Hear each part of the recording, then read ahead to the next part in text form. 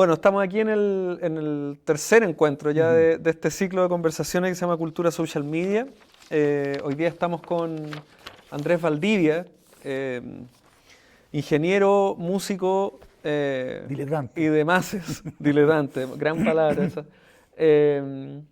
Para conversar hoy día de algo que tiene que ver con la pega que tú haces y con una especie de, no sé si fenómeno, pero una nueva industria que emerge como consecuencia de esta masificación de las tecnologías digitales, que tiene que ver con el diseño de estrategias digitales y la medición de esa performance online.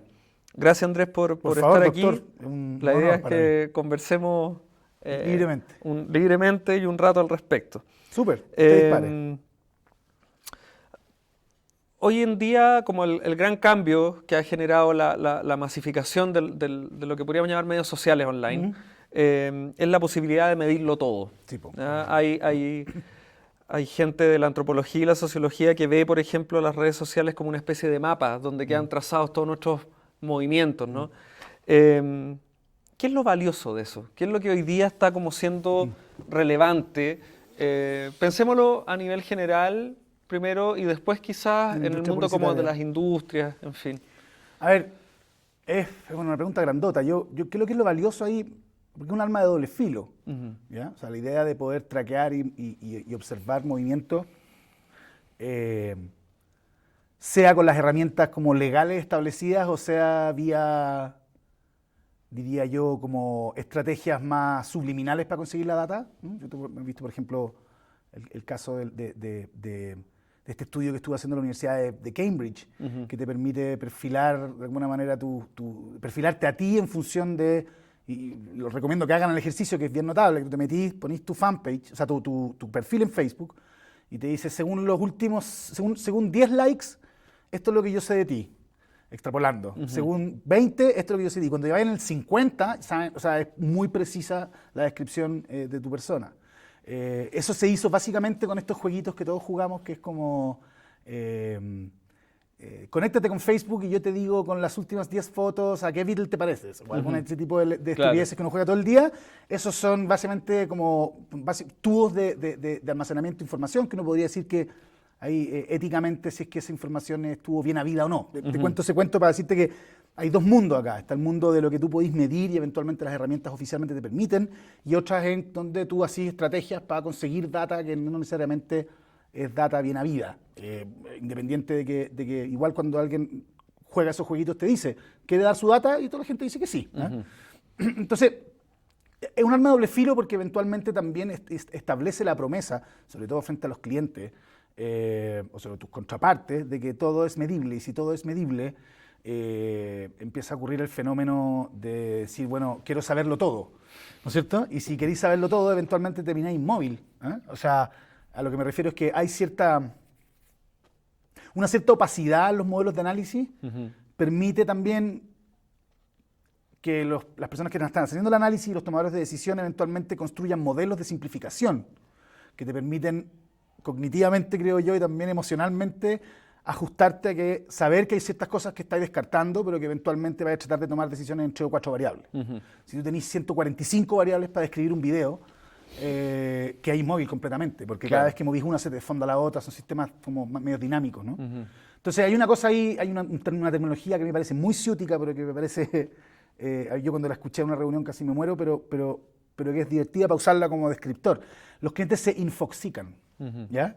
En el sentido de que reciben una enorme cantidad de información y finalmente no tienen 2 o 3 herramientas de análisis para tomar decisiones. Yo creo que lo mismo ocurre también probablemente en el mundo escolástico.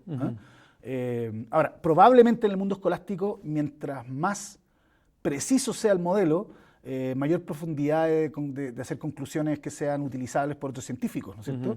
Por lo tanto, yo que vengo del mundo de la ingeniería,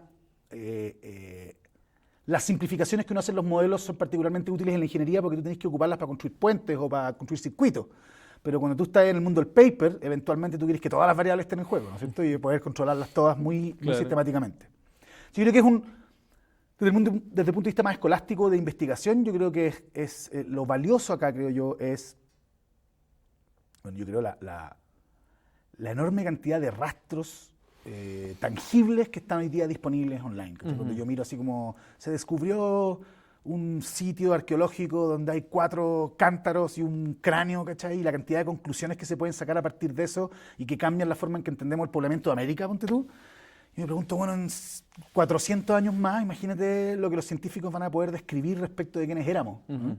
Esa es una analogía interesante porque todavía como que estamos en una transición, ¿no? Sí, que ha sido larga, digo, larga llevamos como 10 años en esa transición, ¿no? de incorporar, por un lado, lo que ocurre en estos espacios y las comunicaciones que circulan ahí a la toma de decisiones a distintos niveles, en política, en el mundo de los negocios, etc. Pero, ¿qué es lo que vale de esas comunicaciones digitales cuando no siempre conversan con lo que ocurre en otros espacios? Por ejemplo, o sea, ¿qué es lo que pasa cuando tú tenís en un lugar como Facebook o Twitter o Instagram un mundo paralelo de lo que está haciendo la gente en la calle, sí. en el consumo masivo, en la política, en fin? Es un temazo ese porque, no sé, yo no soy científico, pero me da la impresión de que mientras te decía qué es lo que va a pasar en 400 años más cuando observemos, me pregunto la enorme cantidad de errores que vamos a cometer, que van a cometer el ser humano en la observación respecto de quiénes éramos, lo que probablemente también se está cometiendo hoy día respecto a cómo pensamos no sé, a los romanos o a los incas, ¿no? Debemos tener premisas interpretativas en función de la data disponible que nos deben probablemente pensar en cosas que son súper relevantes para la observación hoy día y que en ese minuto eran triviales y ni siquiera eran culturales, ocurrían porque sí o lo que fuese. Una de las cosas que yo siempre trato de instalar en la conversación respecto de lo que ocurre con el advenimiento de la cultura digital es de que probablemente, a ver, primero este es un fenómeno humano, no un fenómeno de los robots, ¿ya? Esto no es todavía Terminator, por lo tanto lo que ocurre, es interesante observar, es lo que hacemos nosotros con ellas, ¿sí? Y por lo tanto yo tengo la impresión de que lo que hacemos con ellas son prácticas atávicas superhistóricas, pero que probablemente cambian radicalmente en el scope de la enorme cantidad de gente que puede tener impacto respecto de esas, es decir, la escala y eventualmente lo interconectado y globalizado que puede haber. Pero, por ejemplo, no sé, Facebook es un lugar para sapear las redes sociales, es decir, quién es amigo de quién está pinchando con quién y quién se fue de vacaciones con quién. Eso se llamaba básicamente tollo o gossip históricamente, ¿no es cierto? Es como tú sentabas y pelabas, ¿no es cierto? Dices, oye, ¿dónde? Oye, sí, Juanito Pérez fue no sé dónde. O tu abuela te preguntaba, ¿y esa niñita es de los Larraín de dónde? ¿Cachai? Esa pregunta es una pregunta que está instalada históricamente. Se resuelve masivamente porque ahora hay una forma de hacerlo interconectada y globalmente, y por eso es tan adictiva. Instagram lo mismo, Twitter lo mismo, YouTube lo mismo, etc. Entonces, responden a prácticas atávicas que están instaladas en nosotros. Las van modificando en el tiempo, por cierto, pero responden a eso. Entonces, probablemente las interpretaciones que hagamos de quién éramos hoy día van a venir con un error humano ahí, ¿no es cierto? En que vamos a decir, oye, qué interesante, la gente, existían los youtubers, entonces la gente se sentaba al frente de una cámara y contaba un cuento, ¿no es cierto? Bueno, antes había alguien en la tribu que hacía eso, claro. Y tomaba un laúd y te tiraba un tollo y ese era el youtuber, ¿no es cierto? Claro. El punto es que el fenómeno hoy día es que ese laúd y ese bardo lo escuchaban 10 monos alrededor de una fogata no tengo idea, en la Polinesia o en Grecia, ¿cachai? Y hoy día lo ven 40 millones de personas. Entonces el cambio de escala es lo que hace modificar esto. Pero los fenómenos siguen siendo relativamente los mismos. Ahora, ¿qué es lo interesante, creo yo? A mí me pasa que yo trabajo en publicidad, pero si algún día me hago rico o si algún día quisiera como dar el cruce hacia el mundo más escolástico, yo tengo la impresión de que hay un espacio de observación fascinante para entender quiénes somos, hoy día instalado ahí. Mi impresión es de que hay mucho más data y de que los cambios de práctica son relativamente marginales. ¿Ya? Es decir, oye, qué horror, la gente pincha por Tinder, ¿cachai? Y dice, bueno, pero la aplicación no cambió la forma de pinchar. Lo que resolvió es un dolor que teníamos todos, que entrábamos a un bar y decirle, ¿le habré gustado? Y ella se preguntaba, ¿le habré gustado? ¿Me habrá encontrado gordo? ¿Me habrá encontrado flaco? Esa pregunta se resolvió. Claro. Pero no es que cambiemos, probablemente vamos a pinchar de manera más eficiente y más frecuente. Es un cambio de práctica, pero el dolor es el mismo, que el dolor de no saber quién tenía al frente y si es que ahí cumplió las expectativas del otro no. Entonces te fijáis que finalmente yo tengo la impresión de que los cambios de práctica son marginales, pero los cambios de escala son monstruosos, lo que nos hace que parezca que hay un cambio copernicano enorme. De hecho, mi impresión es de que los cambios son más bien de paradigma en la forma en que entendemos la relación con los otros. ¿Cachai? Eso yo lo veo en los niños, en cómo pueden interactuar, y lo veo, o sea, yo pasé de ser un hombre análogo a un mundo digital, me tocó la transición, y sé lo que es terminar una relación sin Facebook y terminarla con Facebook. Son diametralmente experiencias súper distintas. Pongo el caso del amor porque es un caso que nos atañe a todos, pero también está el trabajo, está tu identidad, ¿no es cierto? Cómo la proyectáis desde el punto de vista de qué cosas higiénicas, así o no. Yo soy muy vulgar en Twitter y a veces me ha traído problemas cuando veo que un cliente me empieza a seguir y digo, carajo, o un coapoderado del colegio. ¿Será esa la persona que yo quiero transmitir? Ese tipo de preguntas están ahí disponibles, ¿no? Claro. Y antes no estaban, era una preocupación que uno tenía, pero que uno tenía en que no se me pasen las copas en la convivencia de fin de año, pero no pasaba de ahí.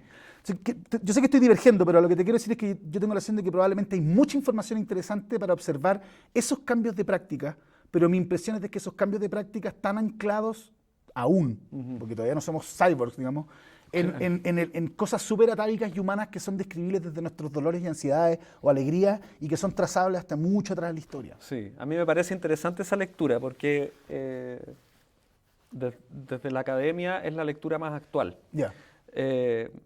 La academia pasó de una lectura súper crítica. Estas nuevas personas. Estas nuevas, claro, o muy entusiastas, como la vida nos va a cambiar completamente por esta tecnología y no ocurrió ni lo uno ni lo otro. No pasa nada. Y donde la gran conclusión fue como seguimos siendo los mismos a otra escala comunicativa finalmente, con una amplificación distinta. El objetivo de estas conversaciones ha sido pensar lo que está ocurriendo principalmente en la industria de los medios o donde la comunicación tiene un eje importante. Esta posibilidad de medirlo todo, ¿cuál crees tú que ha sido el impacto en la industria de los medios? Tú tenías experiencia en radio, tú has tenido ciertos romances televisivos, o sea, conocí los medios por un lado y también lo has visto de afuera desde la cuestión más digital, o al menos la construcción de audiencia y comunidades en espacios digitales. Sucede una cosa, a ver, primero esta posibilidad de medirlo todo. Pasan un montón de cosas. Acá hay fenómenos humanos que son de negligencia directa, de gente que yo entiendo que tiene un trabajo y tiene 14 columnas en el Excel, si tú le ponís 2 más, y como, oh, qué lata, prefiero ocupar el mismo modelo de análisis del anterior. Claro. Eso ocurre y pasa todo el tiempo. Por otro lado, también los que ofrecemos o los mismos medios que tampoco han encontrado las metáforas adecuadas para poder... algo que en programación tiene un nombre, no me acuerdo exactamente, pero la idea de que tú ocupas metáforas anteriores. ¿Por qué el celular inicialmente tenía botones? No por un problema tecnológico, es por un problema de que tú querís que la metáfora de uso sea similar a la del teléfono, porque si no el cambio es demasiado disruptivo. Pasó un tiempo hasta que llegamos a un teléfono sin botones. Lo mismo pasa con el computador. Podría no haber sido una máquina de escribir, pero ocuparon la metáfora más cercana que tenían, ¿cachai? La industria digital más bien lo que ha jugado es ser disruptora, ¿cachai? Como llegar y decir, no, el mundo cambió, y eso es muy pedante también. O sea, así como hay negligencia desde el punto de vista de los tomadores de decisión, muchas veces, en muchos casos también hay banalidad, y diría yo, ego y tontera en exponer esto como algo que no es aplicable al modelo o al ecosistema de medios histórico, ¿ya? Dicho eso, pasan cosas que son bien interesantes. Cuando tú miráis, y que son cosas que mirándola así como bien racionalmente a mí me cuesta entender, pero que con el tiempo he entendido de dónde vienen los prejuicios que la generan. Que es, por ejemplo, si tú miráis la relación entre alcance, uso y torta publicitaria, como proporción de la total, la televisión tiene más o menos un 1 a 1. O sea, es decir, la tele va bajando, pero la tele hoy día de alguna manera está bien pagada, en el sentido de que ellos tienen que cambiar su modelo de producción para poder estar a la altura de los costos, digamos. No puede ser que un programa de televisión cueste 50 palos el capítulo cuando uno ve que se puede hacer por 20, ¿no es cierto? Claro. Y yo creo que ahí hay todos temas de calidad. No se dice, sí, pero es que la calidad... Bueno, pero ¿por qué HBO puede hacer programas tan caros y bacanos? Bueno, porque el modelo de negocio de ellos es suscripción. Ellos no necesitan pantalla caliente, ¿cachai? Entonces, mientras tú sigáis con tu pantalla caliente, podéis bajar la calidad de infinito, todavía. Bueno, ese es otro tema. Tú miráis los medios escritos y miráis Internet y ocurre un fenómeno de correlación -1. Es decir, en los medios escritos el alcance es bajísimo y la torta publicitaria en proporciones enormes, y en Internet viceversa. ¿Ya? Entonces, o sea, viceversa quiere decir lo contrario, quiere decir que el alcance es monstruosamente grande y la inversión publicitaria sigue siendo chica. Eso ha ido cambiando en el tiempo. Yo entré en esta industria cuando era un 3%, ya vamos el año pasado fue 14, creo. No se cerraba el año pasado, el año antepasado fue 14. ¿Ya? Entonces va cambiando, pero tú decís, bueno, ¿y por qué la gente pone un aviso en el Mercurio de 30 palos cuando tú puedes sobrevivir un año entero en Facebook con 30 palos? Y está el fenómeno, diría yo, como de, primero, ajustando por estos fenómenos que te digo yo, de que cuando aparece un gallo con los pelos parados y con una polera de Google y te cuenta un cuento como que el mundo cambió y hay un gerente de marketing que ha hecho toda su vida las cosas como le parecía que había que hacerlas, dicen, este cabro chico no, chao, ¿no es cierto? Hay una cosa de pedante del mundo digital y por otro lado de tontera de los tomadores de decisión que dicen, ¿por qué voy a trabajar un poco más si es que la vida era buena hace 5 años atrás? Descartando todo ese fenómeno, lo que ocurre es que pareciera que los medios visten tu mensaje. Y esa cuantificación yo la encuentro que es absurda, digamos. O sea, no puedo creer que el Mercurio, teniendo el alcance ratón que tiene, el tirar una página completa en el cuerpo C te vista de algo. Pero viste, parece. Y tiene un valor. Y ese valor se sigue cobrando.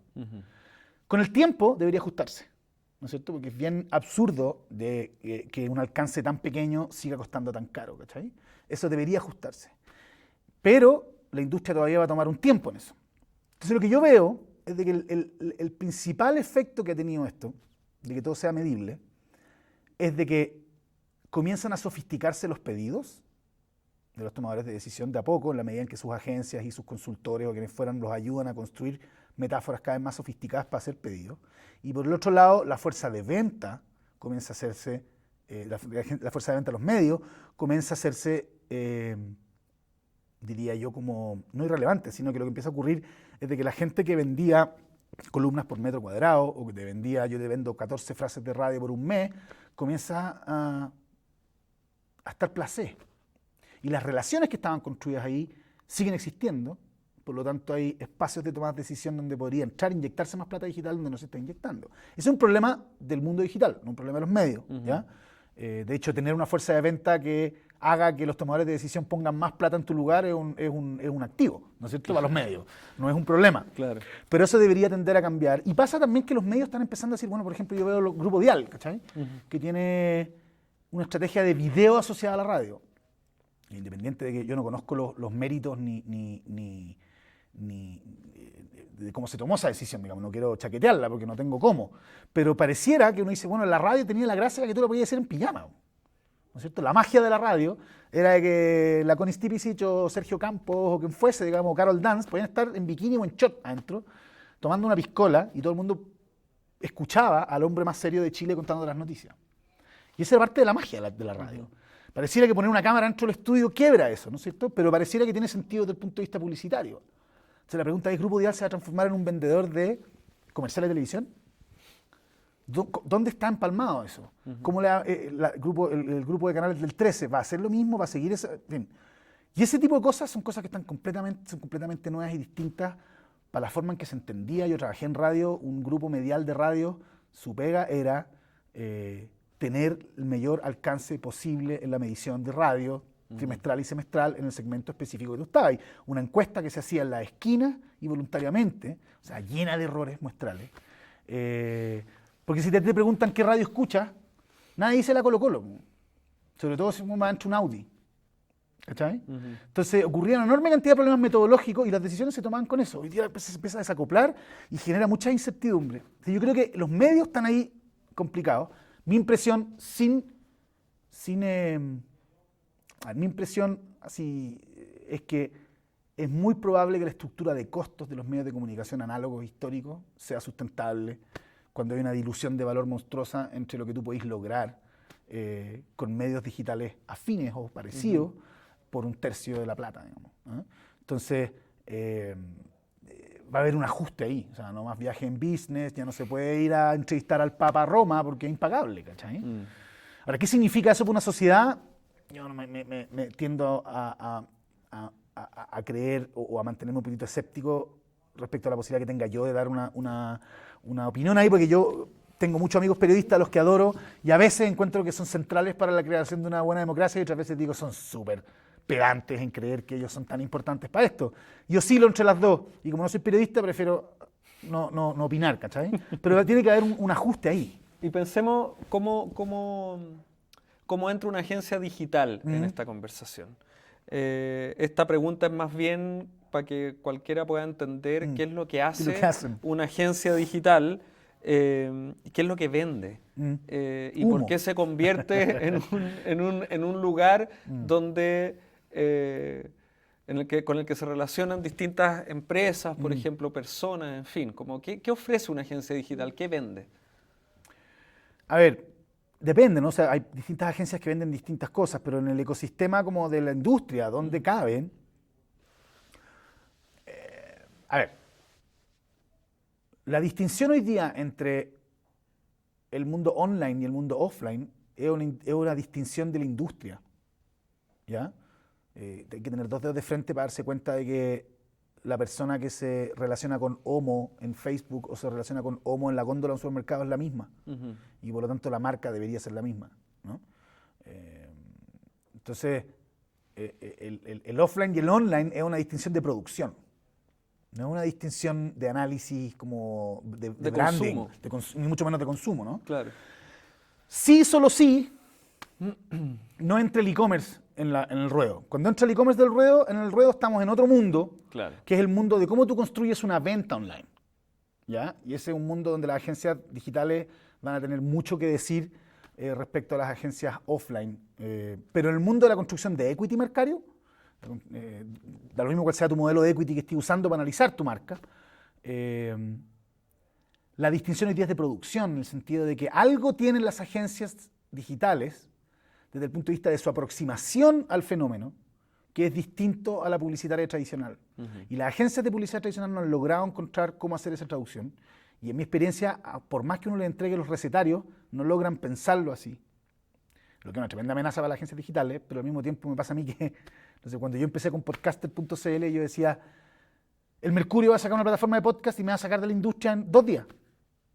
¿Cachai? Porque tienen toda esta audiencia, tienen toda esta plata, y sin embargo nunca ocurrió. ¿Cachai? Entonces también me pasa a mí que ciertas amenazas que uno ve no ocurren, porque no ocurren nomás, porque a nadie se le ocurre meterse, ¿ya? Entonces, yo veo que las agencias offline tienen un desafío muy grande ahí, que es pensar este famoso 360, pero no logran pensarlo así. Hay algo en el lenguaje publicitario que no está actualizado, ¿no? Aún.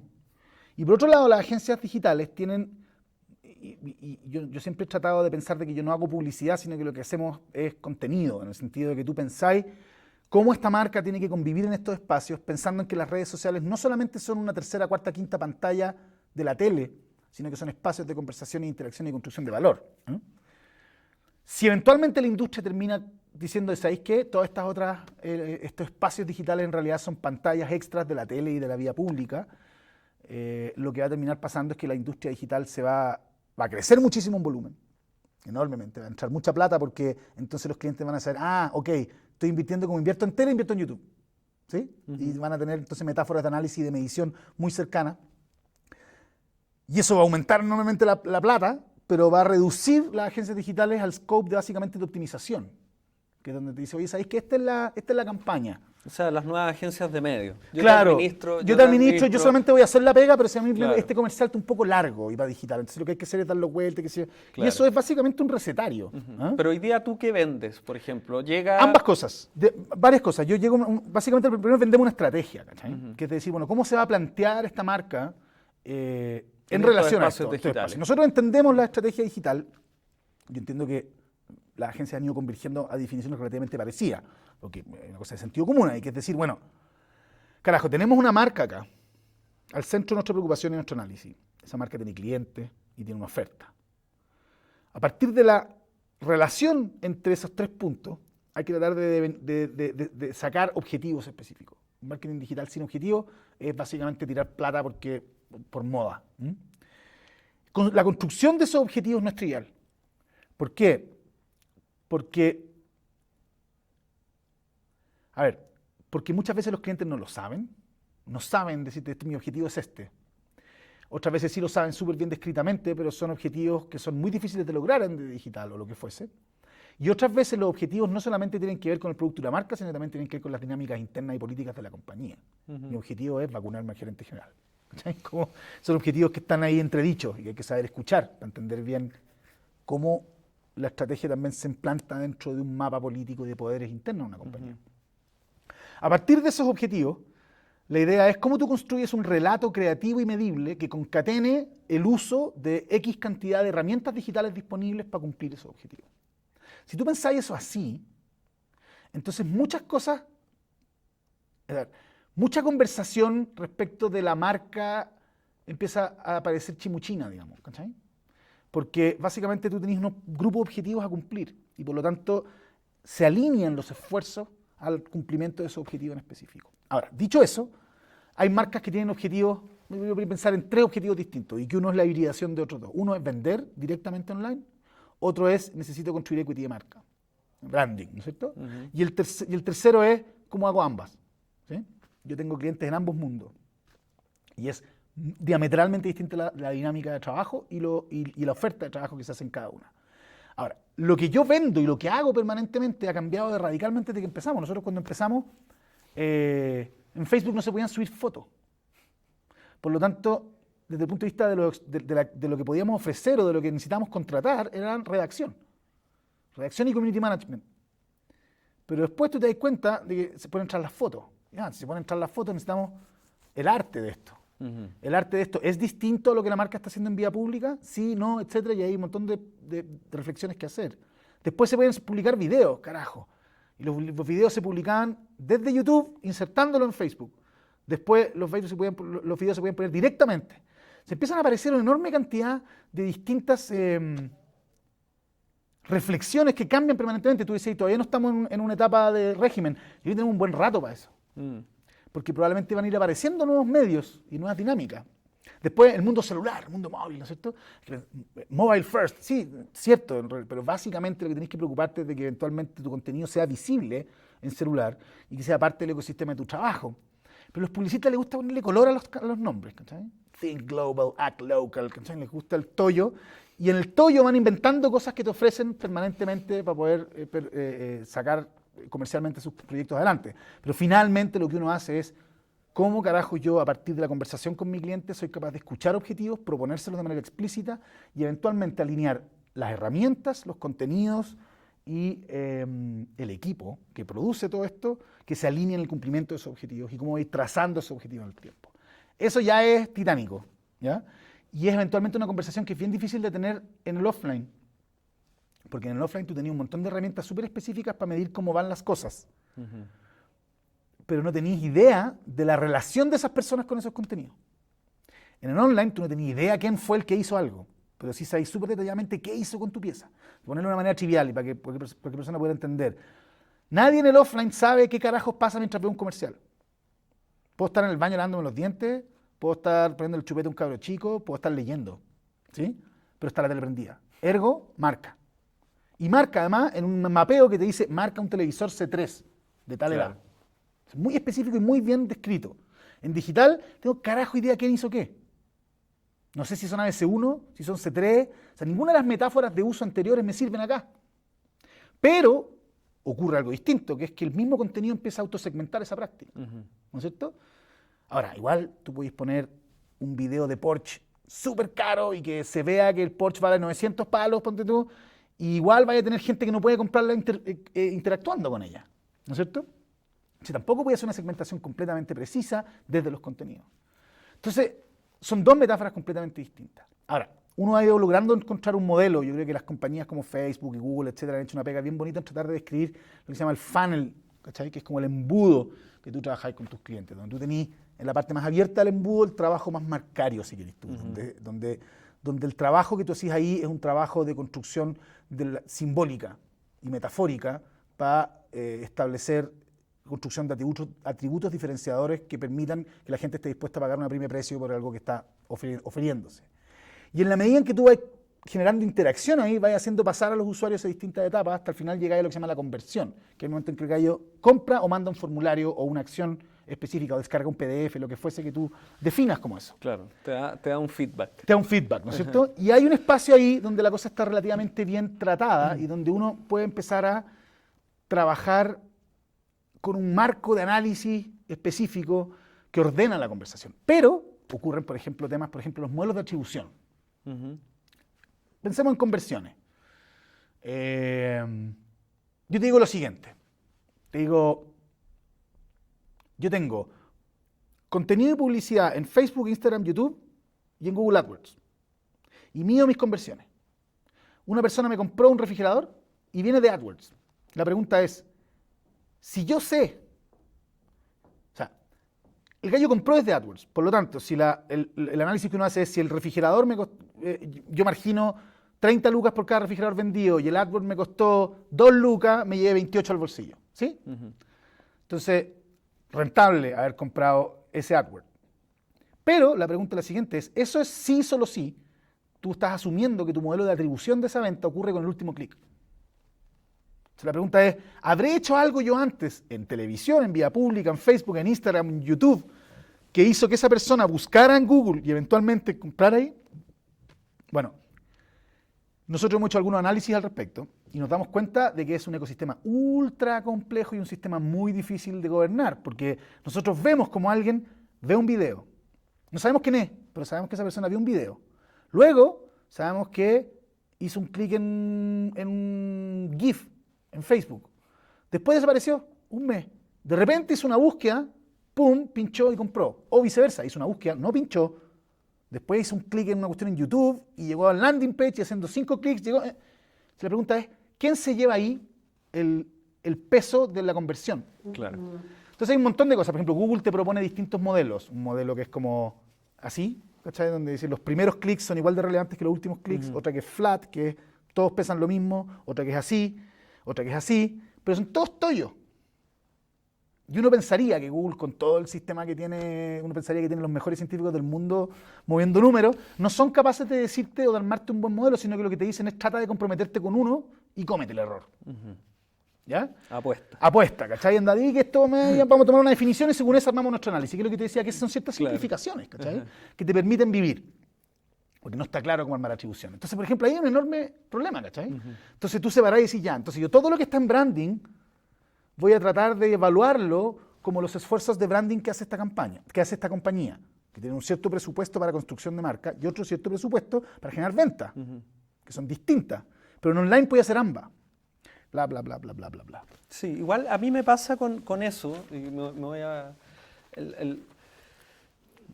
creo que hay un problema como... las métricas en sí son una fuerza social que te dictamina cómo entender el mundo muchas veces. Lo vemos en la política, los futuros presidentes del país son los que lideran las encuestas. De acuerdo. O sea, ese más popular número del colegio moviliza un comportamiento. Con las métricas online ocurre un fenómeno parecido, en el fondo, como mira, este video en YouTube tiene millones, anda a verlo. Sí. Y sigue creciendo. Hay un fenómeno, por ejemplo... Pero espérate, para terminar, dale, porque el problema que veo yo hoy en día, y que es un poco lo que estáis planteando, es que nunca convergen esos momentos. El momento en que el gallo pinchó, volvió un mes después y pinchó otra cosa, y le puso like a otra... ¿Tuvo una conversación en el baño con alguien? Claro, te perdiste el mes completo. Ahí hay un espacio súper interesante para hacer conversar mundos y que yo lo he visto desde la investigación académica, y también conversando con distintas organizaciones, en el fondo que no está esa conexión. Entonces, ¿qué ocurre hoy en día? Que la métrica se convierte en una fuerza que en el mundo digital determina ciertos comportamientos, pero que igual uno los sigue viendo de manera aislada. Sí, el problema el aislamiento es un fenómeno. Otros fenómenos son las métricas incompletas y como ridículas, ¿no? O sea, cuando yo entré en esta industria, tener fans era súper importante en Facebook. ¿Por qué? Porque si tú tenías 120.000 fans, tú tirabas un post y lo veían 90.000 personas en las próximas media hora. Hoy día tú lo tirás y lo ven 100. Por algoritmo, no porque Facebook cambió el algoritmo y te empezó a cobrar. Claro. Entonces hoy día llegan mis clientes felices, tengo 1 millón de fans. Da lo mismo. Esa es una pura vanidad. No tiene ningún valor real para tu estrategia que 1 millón de personas hayan puesto like ahí. Porque no te va a servir para el futuro. A lo más te dice si es que en algún minuto estuvieron contentos contigo o no, ¿ya? O sea, el mismo flagelo de la recordación de marca con la televisión y la publicidad masiva. Exactamente. Entonces, te fijáis que finalmente empieza a ocurrir que, a pesar de que hay una enorme cantidad de data disponible, suceden 2 cosas. Se generan fenómenos aislados, es decir, es como en la física, ¿no? Así como Einstein dice una cosa y después el mundo subatómico dice otra. Y están todos los físicos tratando de encontrar algo de la teoría que unifique todo esto para poder entender más o menos cómo funciona el mundo. Porque si yo me voy muy chico, pasan cosas completamente distintas y si me voy muy grande. Aquí pasa un poco parecido, ¿cachai? ¿Cómo de verdad vamos a poder medir el impacto que tiene la televisión en las búsquedas en Google? La tiene, por una cuestión de timing. Yo veo que sale una campaña y veo que se suben las búsquedas. La pregunta es ¿cuánto? ¿Por qué? ¿Es sistemático? ¿Depende del alcance de la televisión o depende del mensaje? ¿Depende del impacto de la pieza o depende del alcance? Bla, bla, bla, bla, bla. Los videos, un amigo mío cineasta, al que yo quiero mucho, quebrándose de que su tráiler de su última película lo han visto 9 millones de personas en Facebook. Bueno, el promedio de visualización de un video en Facebook es de 3 segundos. Un tráiler de 1 minuto, probablemente, de esas 9 millones de personas, 3.000 lo vieron entero. Claro. O sea, la pregunta es, esa métrica está incompleta. De hecho, no solo incompleta, da un sentido de éxito que es míope. Claro, y que genera expectativas, ¿cachai? Expectativas y circuitos de reproducción de esa expectativa, de validación o valoración, en fin. Entonces, ahí no se discrimina. No se discrimina y ahí hay un espacio enorme de construcción de valor, creo yo, que probablemente va a venir de un trabajo mancomunado entre el mundo escolástico y el mundo del dinero, digamos. ¿Sabes? O sea, cuando decimos que necesitamos encontrar modelos adaptativos y que integren todo esto, probablemente en la medida en que ocurran esos modelos, se va a ajustar en la industria el tema de la producción. ¿No? Pues es que era lo mismo si en online o en offline. Claro. Entonces, ¿por qué? Porque tenemos 5 formas de medir esto que dan cuenta del fenómeno completo. Claro. Pero estamos en pelota. Claro, la foto más detallada. Oye, ¿y cuáles son como las tensiones que a ti que tú ves en torno al uso de métricas, por ejemplo, y en torno a estas expectativas que generan? Pensemos en un caso simple. Llega, no sé, Entel. Ya. Quiero sacar esta publicidad en Facebook, nosotros esperamos romperla, millones de visitas, sí. Y que todos tengan nuestro nuevo plan de datos con el iPhone regalado. Sí. A ver. Lo primero que yo me negué a hacer en esta industria era hacer... y te dicen, ya, metas para esto. La primera cosa es decir, bueno, yo puedo hacer los contenidos, yo puedo hacer la estrategia, pero si no me decís cuánto hay a invertir para empujarla, poco puedo decir sobre el impacto de esto. Porque de repente me pego un rajazo, lo pongo y alguien lo comparte, claro. Tonka Tomisic, y se llena de views que no estaban esperados. ¿Ya? Pero eventualmente, y esa es una cosa bien importante, yo cuando empecé en esta industria me decía, pucha, esto debería funcionar sin publicidad, sin tener que empujarlo.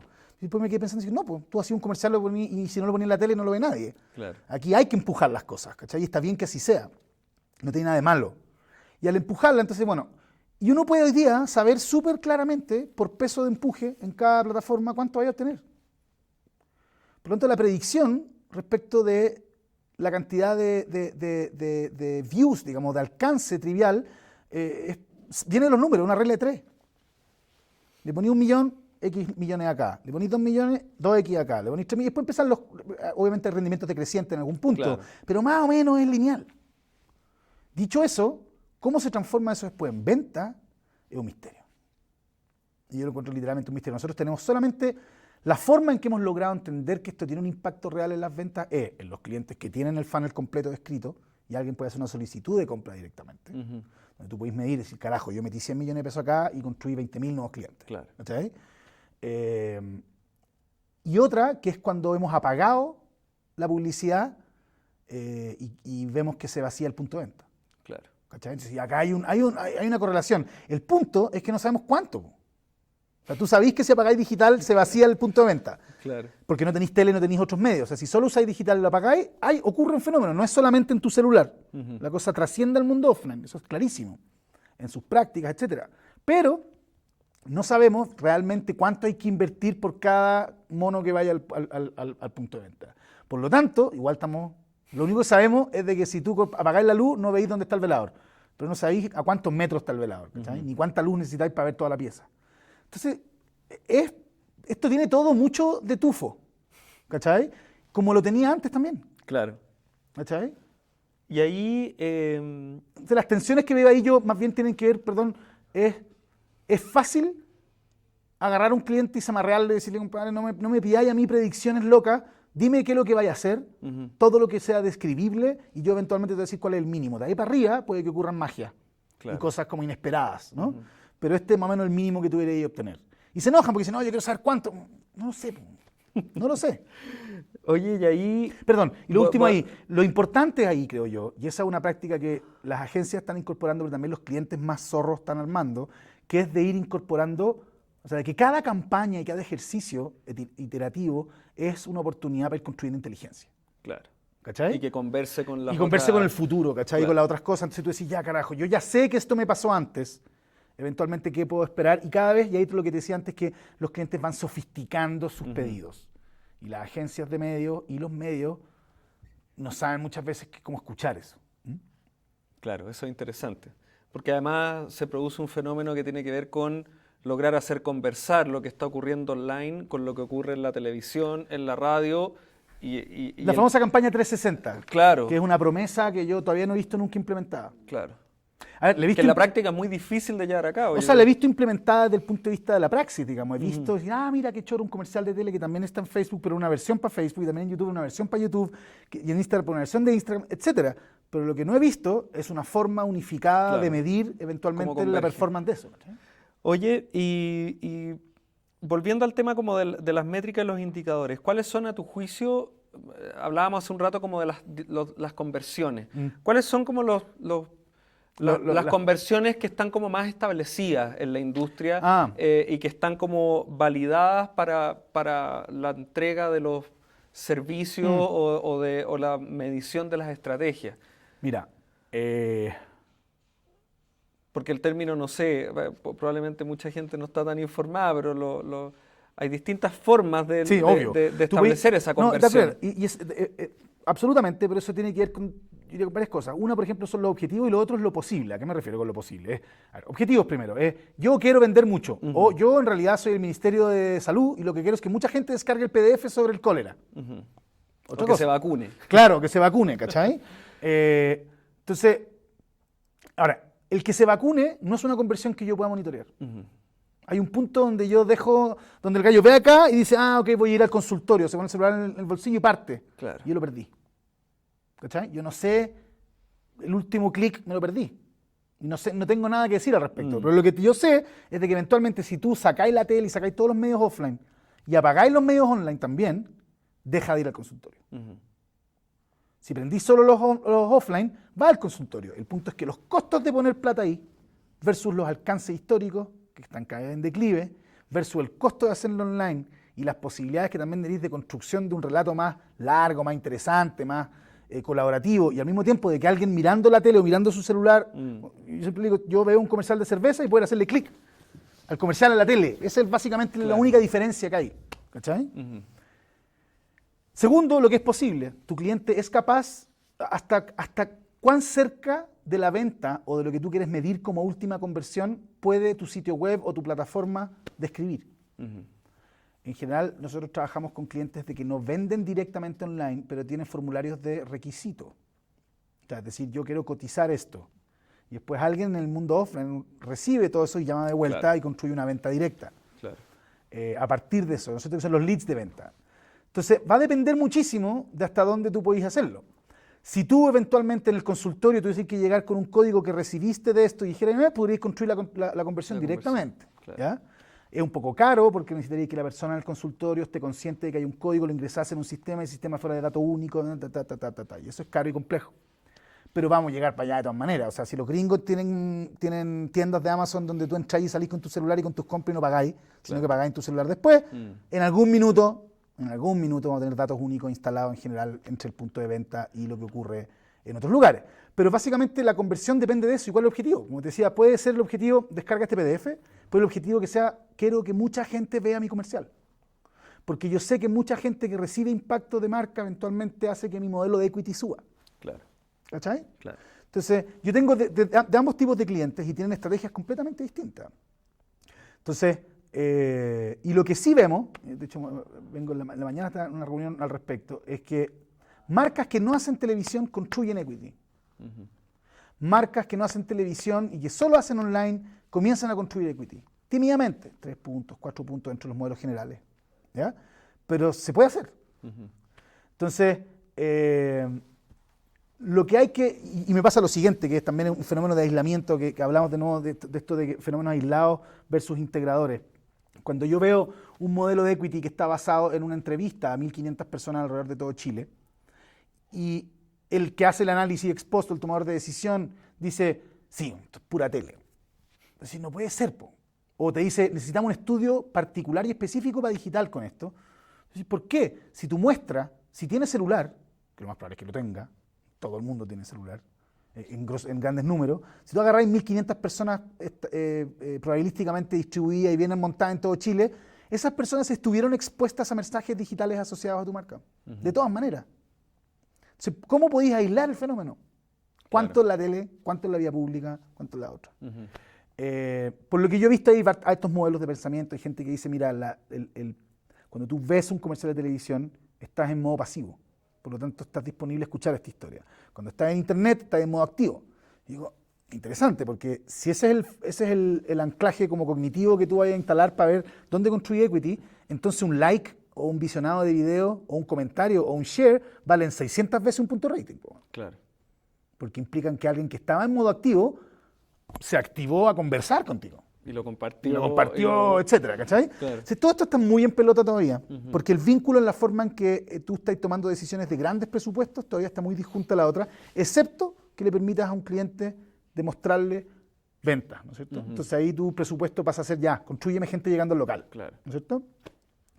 Pero Y que otro negocio también. es otro negocio lleno y es completamente distinto porque además los presupuestos hoy día de televisión son monstruosos todavía. Claro. ¿Cachai? Monstruosos. Tú puedes tener un 25% de inversión en digital dentro de una compañía, pero finalmente el grueso es televisión pública. Claro. Oye, y para ir cerrando ya, Ujú. ¿cuáles son tus referentes como en otros mercados de agencias digitales? ¿Tú estás ahí ¿Mirando? Sí, estáis mirando lo que está haciendo otra Yo creo que no, gente? pero eso debería conversarlo con mi psicólogo. En lo que me refiero es que yo miro y tengo, por ejemplo, hay una agencia increíble en Estados Unidos que se llama Big Spaceship, Ujú. que tiene una cosa que a mí me encanta, que es que se niegan a trabajar con clientes si es que no están sentados en la mesa de brief inicial con toda la agencia. Ellos no llegan al final, que es la clásica chilena, ¿me voy a hacer la bajá en digital? Se me paran los pelos y empiezo a sudar helado, porque básicamente te ponen en un ecosistema de trabajo que ya está armado y básicamente suponen de que lo que tienes que hacer tú en digital es agarrar y Claro. hacer un Cuajar. remix, ¿cachai? Y así, mira esto y le ponemos un hashtag, listo. Lo que eventualmente puede ser correcto para ciertas marcas que están construyendo equity y nada más, pero que subvalora la posibilidad de las plataformas de manera como monstruosa. Entonces, me gusta mucho eso de ellos. Sé que en Londres hay unas agencias digitales increíbles que están trabajando muy bien. Pero me pasa a mí que en general también veo que hay como una correlación entre dos cosas. Uno es del impacto y la penetración del e-commerce cross-brand, o sea, como industria en los países del primer mundo, hace que la creatividad y los presupuestos disponibles para hacer cosas increíbles crezca muchísimo, ¿cachai? O sea, por ejemplo, una marca en Londres llega y arma una campaña donde tú estás jugando Monopoly, pero estás jugando Monopoly en Google Street View, ¿cachai? Entonces te podéis comprar la casa ahí y todo, y en un mapa mezclado con reglas virtuales, y ¡oh, increíble! Todo esto para lanzar el nuevo Monopoly de Hasbro. Claro. Pero Hasbro sabe que va a vender 40 millones de unidades en Londres, y en Chile 135. ¿Cachai? Entonces, todavía falta ambición en las agencias y en los clientes para construir cosas completamente espectaculares en digital. Pero me pasa a mí mucho eso, que lo que me sucede finalmente es que yo siempre he tenido la sospecha de que lo que hacemos en Noise y en Zeppelin no es publicidad. Entonces, es más bien una estrategia digital que la publicidad es una pata de ella.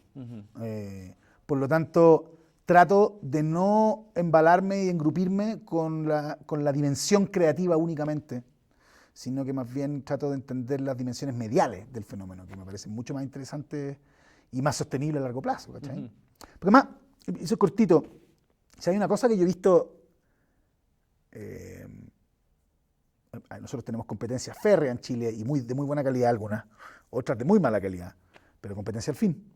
Y he visto en los últimos años cómo agencias emblemáticas y a las que le tenía respeto y algo de temor quebran, ¿ya? Como Guatapique, porque pierden clientes, me imagino. Y Y de lo poco que yo he logrado conversar con el primer mundo respecto de qué cosas estamos haciendo bien, es que el mundo publicitario tradicional estaba construido, gobernado por los, voy a decir un cliché, y si hay aquí alguien que es dueño de una agencia tradicional y tiene este modelo, no lo toma mal, digamos, pero vamos a hacer una reducción. Es creativo, súper bien vestido y medio volado, y minas súper ricas para atender a los clientes. Ese modelo es un modelo en el que tú básicamente lo que estás haciendo es de control. ¿Cachai? Tú controlas eso. Tenía una pieza buena, sale una buena idea, le meten 800 palos de pauta, tú pagás el original, y hay un ecosistema de valor que está construido ahí que funcionó perfecto y en los 90 y los 2000 dejó plata para tirar al cielo. Ese modelo tú lo reproducís en digital y te hundís en la ignominia rápidamente, porque digital es un proceso de project management. ¿Cachai? Tú no tenís campañas, tenís proyectos. Y esos proyectos hacen entonces de que tu estructura de trabajo no está anclada en la, diría yo, especie como de presencia omnipresente y endiosada de los creativos, sino que la creatividad es un proceso más dentro de un proceso largo, muy complejo. Pero entonces tú lo que necesitas es administradores de proyectos. Cambia completamente la forma en que tú produciste, transformas en una línea de producción y no una agencia que vende ideas. Claro. ¿Cachai? Es interesante y eso cambia la forma en que lo entendís financieramente, administrativamente, desde el punto de vista de las capacidades que contratáis, etc. Sí, es divertido porque no puedo dejar de hacer la analogía, tú también eres músico y lo que me estáis diciendo recién perfectamente sería aplicable al mundo de la música. Completamente. Lo que es la vuelta a Motown. Sellos, claro, lo que hacían los sellos era básicamente, principalmente en los 90 y el 2000, era lo mismo, en el sentido de tener poner en oferta a gran escala con algo muy hot. Claro. Y hoy en día también lo que ha ocurrido es este cambio, que tú también lo has vivido en una... ¿Y sabéis de dónde proviene, creo yo? Proviene básicamente, fue una analogía, que finalmente lo que había históricamente en el mundo offline y que no es algo humano, no está en sociedades poco democráticas y todo este tipo de cosas que nos encanta quejarnos, no, era básicamente un fenómeno comercial y financiero por restricciones tecnológicas, es de que los medios de distribución, ya fuese de contenidos, ofertas, etcétera, estaban acotados. Y si estaban acotados, la pega que hacías tú era de tratar de entrar lo más sexymente posible a un puesto que se te daba en ese medio. Una vez que a ti te entregan el control del medio, cambia la forma completamente que entendí el negocio y volví a Motown, que es producción en serie de singles. Yo quiero tener singles hot y ahí empieza el tema de los featuring. Tú deberías tener siempre con quién te aliáis por una canción, es central para tu futuro como músico. Claro. Porque compartes la audiencia del otro, entonces te metí en su canal de YouTube, y más gente te ve y bla, bla, bla, bla, bla, bla, bla, bla. Pero es producir canciones, no producir álbumes, ¿cachai? No objetos.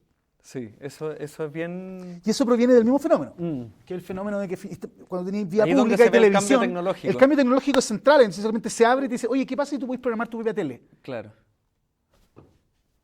¿Cómo entendí entonces una campaña así? ¿Hace sentido tener una pieza de 30 segundos? Quizás hace sentido tener una de 5, pero asociada a otro video de 40 minutos. Esa es una estrategia plausible, pero nadie en la industria publicitaria piensa así. Claro. ¿Cachai? Es interesante. Porque lo que pensáis tú es cómo yo ocupo los medios disponibles para instalar tu mensaje.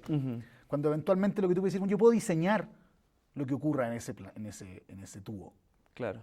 Por lo tanto, es un problema mío. ¿Cachai? Bueno, por lo mismo han entrado, o sea, se han convertido en conceptos tan atractivos, el tema del storytelling, bueno, como tú contás. Trato de entrenarme en eso y no lo he logrado de manera monstruosa, porque creo que ahí está el santo grial. Todo el mundo te habla de storytelling, es mentira, ninguna agencia hace storytelling en el mundo. ¿Ya?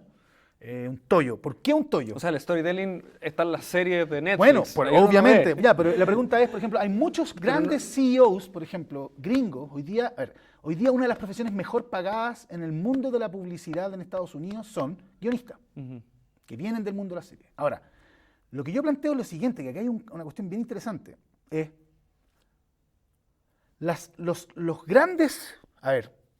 Las grandes formas de entender las historias, que son 4 o 5 principios, está el héroe, la cuestión más coral, yo no las sé todas porque no soy un experto, pero tú podéis pensar y reducir todas las historias de la humanidad desde la fogata hasta el año 70 en 10, 15 arquetipos de historia.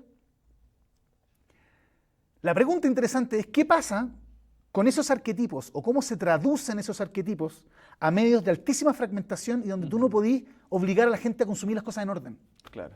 Tú mira, hay un GIF animado, la otra le mostraba en una charla, un GIF animado de 2 columpios así, y al fondo un paisaje como del Midwest gringo. Tú miras eso y te produce una enorme conmoción. Hay mucho contenido ahí, porque es desolador. Tú decís, aquí mataron a los niñitos antes, o en realidad es una metáfora de una familia sin niños, es el futuro, es el pasado, es un misterio.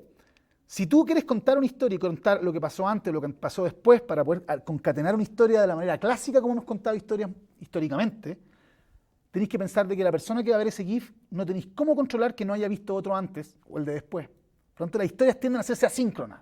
Y si son asíncronas, entonces tiene que cambiar de manera radical la forma en que contamos historias. Y no existen, creo yo todavía, buenos templates o buenos trabajos metodológicos para poder entender, hacer la siguiente diferenciación. Voy a la música. La música durante 400 años tenía un código, que era el contrapunto, ¿no es cierto? Western tonality, ¿no es cierto? Tú decís, bueno, hay X cantidad de notas, tú tienes que pasar de la primera a la cuarta, de la cuarta a la quinta, y si tocáis la séptima, va a producir una emoción rara. De hecho, tanto rara que los monjes la prohibían. Pero después, ya a finales de 1900, tú podías ocuparla, etc. De repente eso se quiebra con Stravinsky, y con Duchamp, y con todo ese lote, ¿no es cierto? Y podías escribir lo que se te dé la gana, la música. ¿Y qué es lo que ocurre? La música sale del mundo masivo y se instala en las universidades. Porque es tan compleja de entender, y hay un montón de escuelas de pensamiento que dicen, bueno, ¿será que esas historias, esas músicas, cognitivamente los seres humanos no estamos naturalmente entrenados para construir emoción desde ahí? Yo me hago la misma pregunta para la historia. ¿Será que estos 12, 15 arquetipos históricos que han funcionado históricamente bien son las que estamos como hardwired para emocionar y para entender? Carajo, ¿cómo las vamos a traducir entonces en un modelo asíncrono y disperso? Eso está en pelota. Entonces cualquier persona que te diga que hace storytelling en online es mentira. Porque todo eso está recién empezando a investigarse muy de a poco. El que logra encontrar una buena metodología o una forma de articular eso, no solo se va a forrar, se va a transformar en un ícono cultural. Oye, yo te quiero dar las gracias por... Estamos... Muy pasados ya. No tanto. Pero te quiero dar las gracias por haber venido. Gracias a ti por la invitación, un honor. Estas conversaciones son súper relevantes de que estén pasando siempre. Yo creo que la universidad es el lugar donde debieran estar pasando permanentemente. De hecho, siempre hemos conversado que hecho de menos las universidades siendo más permeables a la industria. Ahí. Claro, este es un mínimo esfuerzo de hacerlo. Y nada, gracias por venir y van a haber todavía más conversaciones. Bacán. Vamos sumando gente y miradas respecto de la cultura que está emergiendo en torno a los medios digitales. Encantado. Gracias, un honor. Gracias a ti. Pasaste. Chao. Nos vemos.